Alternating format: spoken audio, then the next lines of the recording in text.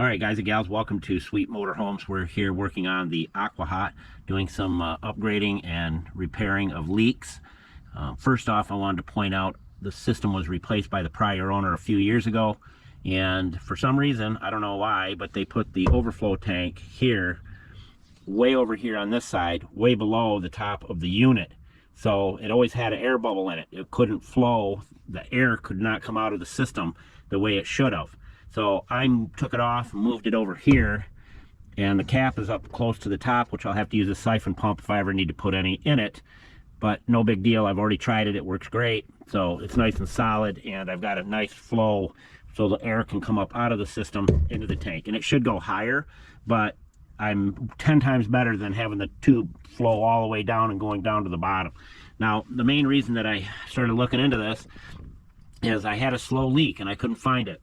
It was somewhere in here, and I just kept looking with a flashlight. I started wrapping paper towel around the fittings and everywhere I could, and it ended up being one of these fittings back here coming out of the top of the tank. That one is good, but it was this one right here, and I could see fluid on top of the unit. After I put this pipe here, I could see it underneath there, and you can see a little line of where it was at, but it was leaking out of the fitting. So I figured, well, it's got to be tightened up. Well, that's not what the problem was. The problem was, you see the brass union there? This piece right here, it was cracked, and you can see the crack right here, and I'll get you a better close-up of it. But it's cracked all the way through, and it was just leaking, and I don't know how long it was, but it seemed like I was always putting fluid in it at some time or another, and that's the reason right there. So we've opted to go a different route, and I'll go more into that with you, but I'm going to reinstall it and get this thing back up and running.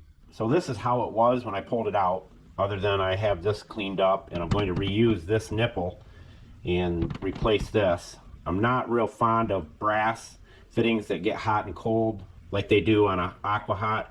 And of course, there's a lot of stress on this being tightened so tight, and that's probably why it cracked. I have changed it up a little bit. I'll be taking this part, which already has my blue tape on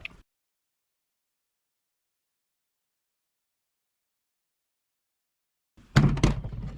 I'll be using that with this.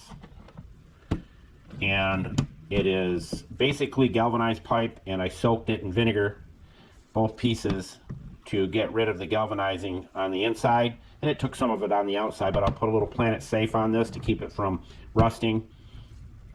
But I have the blue tape on it ready to go in, and we're going to assemble this thing just like that. I know I can tighten this down as tight as I want and will not crack. I'm not going to go through this again. And finding one that's this heavy duty, even AQUA didn't have it.